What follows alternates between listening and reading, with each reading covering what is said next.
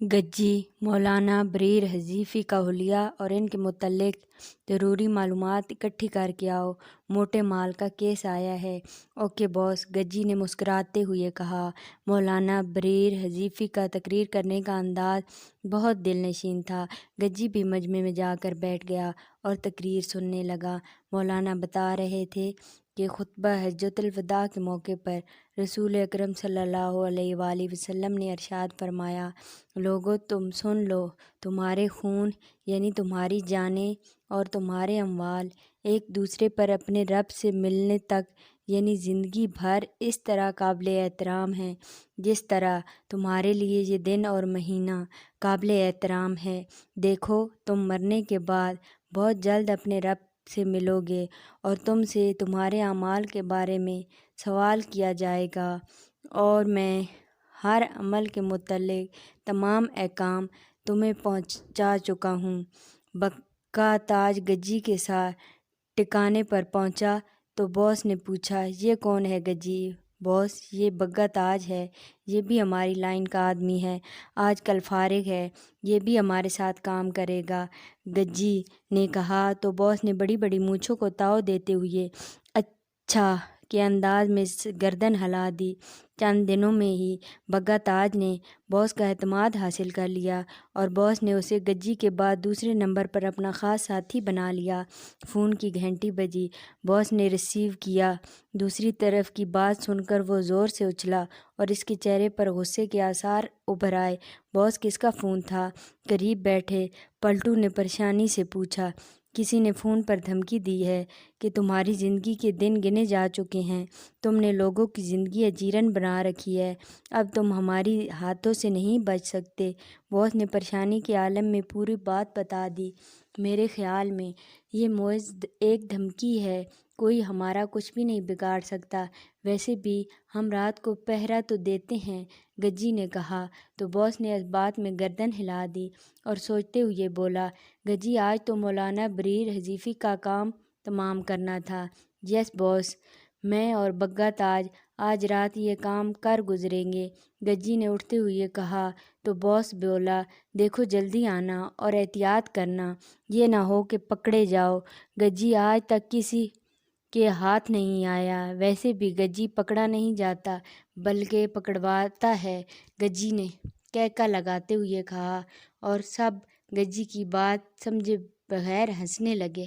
شام ہو رہی ہے، پہرا دینے کی ترتیب بنا لو، باس نے فکر مندی سے کہا۔ چندو، وکی اور پلٹو آدھی رات تک پہرا دیں گے، باقی رات ہم پہرا دیں گے، مانی نے کہا۔ یہ سن کر چندو وغیرہ ٹھکانے سے باہر پہرا دینے کے لیے چلے گئے۔ تھوڑی ہی دیر میں باس نیند کی وادی میں پہنچ چکا تھا۔ ایسے میں مانی نے کہا، باس تو سو گیا ہے، کیوں نہ شراب پی جائے، ہمیں بھی دینا۔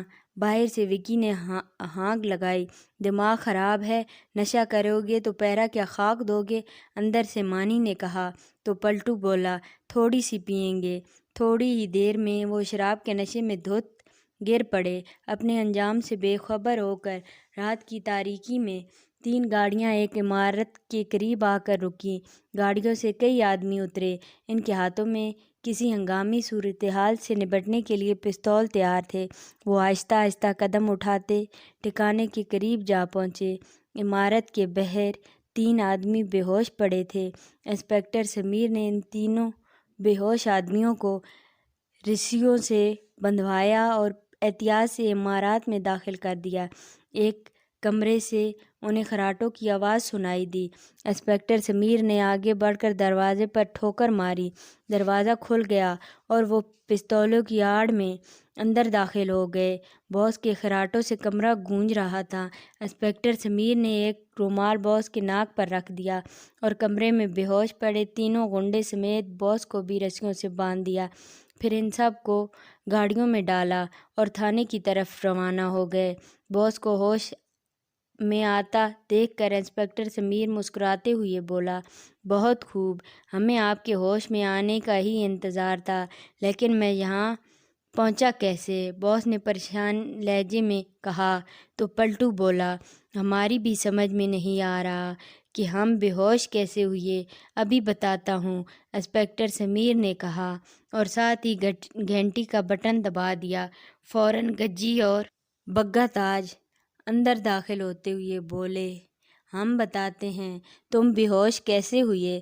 دراصل ہم نے شراب میں بے ہوش کر دینے والی دوائی ملائی تھی۔ اچھا، تو یہ سب تمہارا کیا دھرا ہے؟ باس نے غصے سے چیختے ہوئے کہا۔ ہاں دیکھو، یہ کہہ کر بگا تاج نے اپنے چہرے کا میک اپ اتارا تو باس زور سے اچھلا، کیونکہ یہ انسپکٹر اظہر نعیم تھا۔ باس کا نام حامد نصیر تھا۔ قتل کا کوئی مقدمہ ثابت نہ ہونے کی بنا پر ان کو صرف 3 سال کی قید سنائی گئی تھی۔ جب باس سزا بھگت کر جیل سے نکلا تو بدلا ہوا تھا۔ جیل حکام کے کہنے پر مولانا بریر حذیفی 15 روز کے بعد قیدیوں کو راہ راست پر لانے کے لیے جیل جا کر تقریر کرتے تھے۔ مولانا بریر حذیفی کے درس اور ان کی تقریروں نے باس کی زندگی بدل دی تھی۔ اب وہ شریفانہ زندگی گزارنے لگے۔ کئی سال پہلے کے اور آج کے حامد نصیر میں زمین آسمان کا فرق تھا۔ خبیب نے ابا جان کی دی ہوئی ڈائری میں سے جب یہ کہانی پڑھی تو چونک اٹھا اور سیدھا ابا جان کے کمرے میں جا پہنچا۔ حامد نصیر خبیب کو کمرے میں داخل ہوتے ہوئے دیکھ کر مسکرائے۔ ابا جان، یہ کہانی کن کے بارے میں؟ خبیب نے پوچھا تو حامد نصیر بولے، بیٹا یہ میری داستان ہے۔ کیا مطلب؟ کیا آپ پہلے ڈاکو تھے؟ حبیب نے حیرت سے پوچھا تو ابا جان نے اس بات میں سر ہلایا۔ اتنے میں سہیب اور ہمنا بھی کمرے میں داخل ہو گئے۔ ابا جان، یہ مولانا بریر حذیفی کون تھے اور اب کہاں ہیں؟ خبیب نے کچھ سوچتے ہوئے پوچھا۔ مولانا بریر حذیفی صاحب بہت بڑے عالم دین تھے، وہ جہاد کرتے ہوئے شہید ہو گئے۔ حامد نصیر نے افسردہ لہجے میں جواب دیا۔ اچھا، تو خبیب بھائی نے کہانی پڑھی؟ ہم بھی پڑھیں گے، صہیب اور ہمنا ایک ساتھ بولے۔ میں بھی پڑھوں گی، امی جان کمرے میں داخل ہوتے ہوئے کہا، اور وہ تینوں ایک گجی مولانا بریر حذیفی کا حلیہ اور ان کے متعلق ضروری معلومات اکٹھی کر کے آؤ، موٹے مال کا کیس آیا ہے۔ اوکے باس، گجی نے مسکراتے ہوئے کہا۔ مولانا بریر حذیفی کا تقریر کرنے کا انداز بہت دل نشین تھا۔ گجی بھی مجمع میں جا کر بیٹھ گیا اور تقریر سننے لگا۔ مولانا بتا رہے تھے کہ خطبہ حجۃ الوداع کے موقع پر رسول اکرم صلی اللہ علیہ وآلہ وسلم نے ارشاد فرمایا، لوگو تم سن لو، تمہارے خون یعنی تمہاری جانیں اور تمہارے اموال ایک دوسرے پر اپنے رب سے ملنے تک یعنی زندگی بھر اس طرح قابل احترام ہیں جس طرح تمہارے لیے یہ دن اور مہینہ قابل احترام ہے۔ دیکھو، تم مرنے کے بعد بہت جلد اپنے رب سے ملو گے اور تم سے تمہارے اعمال کے بارے میں سوال کیا جائے گا، اور میں ہر عمل کے متعلق تمام احکام تمہیں پہنچا چکا ہوں۔ بگا تاج گجی کے ساتھ ٹھکانے پر پہنچا تو باس نے پوچھا، یہ کون ہے گجی؟ باس، یہ بگا تاج ہے، یہ بھی ہماری لائن کا آدمی ہے، آج کل فارغ ہے، یہ بھی ہمارے ساتھ کام کرے گا، گجی نے کہا تو باس نے بڑی بڑی مونچھوں کو تاؤ دیتے ہوئے اچھا کے انداز میں گردن ہلا دی۔ چند دنوں میں ہی بگا تاج نے باس کا اعتماد حاصل کر لیا اور باس نے اسے گجی کے بعد دوسرے نمبر پر اپنا خاص ساتھی بنا لیا۔ فون کی گھنٹی بجی، باس نے ریسیو کیا۔ دوسری طرف کی بات سن کر وہ زور سے اچھلا اور اس کے چہرے پر غصے کے آثار ابھر آئے۔ باس، کس کا فون تھا؟ قریب بیٹھے پلٹو نے پریشانی سے پوچھا۔ کسی نے فون پر دھمکی دی ہے کہ تمہاری زندگی کے دن گنے جا چکے ہیں، تم نے لوگوں کی زندگی اجیرن بنا رکھی ہے، اب تم ہماری ہاتھوں سے نہیں بچ سکتے۔ باس نے پریشانی کے عالم میں پوری بات بتا دی۔ میرے خیال میں یہ محض ایک دھمکی ہے، کوئی ہمارا کچھ بھی نہیں بگاڑ سکتا، ویسے بھی ہم رات کو پہرا تو دیتے ہیں، گجی نے کہا تو باس نے اس بات میں گردن ہلا دی اور سوچتے ہوئے بولا، گجی آج تو مولانا بریر حذیفی کا کام تمام کرنا تھا۔ یس باس، میں اور بگا تاج آج رات یہ کام کر گزریں گے، گجی نے اٹھتے ہوئے کہا تو باس بولا، دیکھو جلدی آنا اور احتیاط کرنا، یہ نہ ہو کہ پکڑے جاؤ۔ گجی آج تک کسی के हाथ नहीं आया। वैसे भी गज्जी पकड़ा नहीं जाता बल्कि पकड़वाता है, गज्जी ने कहका लगाते हुए कहा, और सब गज्जी की बात समझे बगैर हंसने लगे। शाम हो रही है, पहरा देने की तरतीब बना लो, बॉस ने फिक्रमंदी से कहा। चंदू, विक्की और पलटू आधी रात तक पहरा देंगे, बाकी रात हम पहरा देंगे, मानी ने कहा। यह सुनकर चंदू वगैरह ठिकाने से बाहर पहरा देने के लिए चले गए। थोड़ी ही देर में बॉस नींद की वादी में पहुंच चुका था। ऐसे में मानी ने कहा, बॉस तो सो गया है, क्यों न शराब पी जाए, हमें भी देना। बाहर से विक्की ने हाँक लगाई। दिमाग खराब है, नशा करोगे तो पैरा क्या खाक दोगे, अंदर से मानी ने कहा। तो पलटू बोला, थोड़ी सी पिएंगे। थोड़ी ही देर में वो शराब के नशे में धुत गिर पड़े। अपने अंजाम से बेखबर होकर रात की तारीकी में 3 गाड़ियां एक इमारत के करीब आकर रुकी। गाड़ियों से कई आदमी उतरे।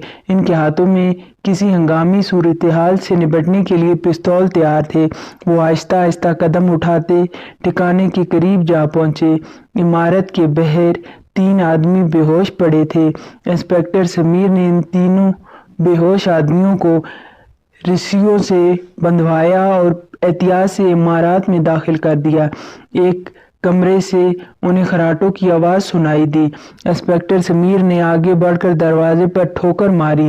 दरवाजा खुल गया और वो पिस्तौलों की आड़ में अंदर दाखिल हो गए। बॉस के खराटों से कमरा गूंज रहा था। इंस्पेक्टर समीर ने एक रुमाल बॉस के नाक पर रख दिया और कमरे में बेहोश पड़े तीनों गुंडे समेत बॉस को भी रस्सियों से बांध दिया। फिर इन सब को गाड़ियों में डाला और थाने की तरफ रवाना हो गए। बॉस को होश में आता देखकर इंस्पेक्टर समीर मुस्कुराते हुए बोला, बहुत खूब, हमें आपके होश में आने का ही इंतजार था, लेकिन मैं यहाँ पहुंचा कैसे? बॉस ने परेशान लहजे में कहा। तो पलटू बोला, हमारी भी समझ में नहीं आ रहा कि हम बेहोश कैसे हुए, अभी बताता हूँ, इंस्पेक्टर समीर ने कहा और साथ ही घंटी का बटन दबा दिया। फौरन गज्जी और बग्गा ताज अंदर दाखिल होते हुए बोले, हम बताते हैं, तुम बेहोश कैसे हुए?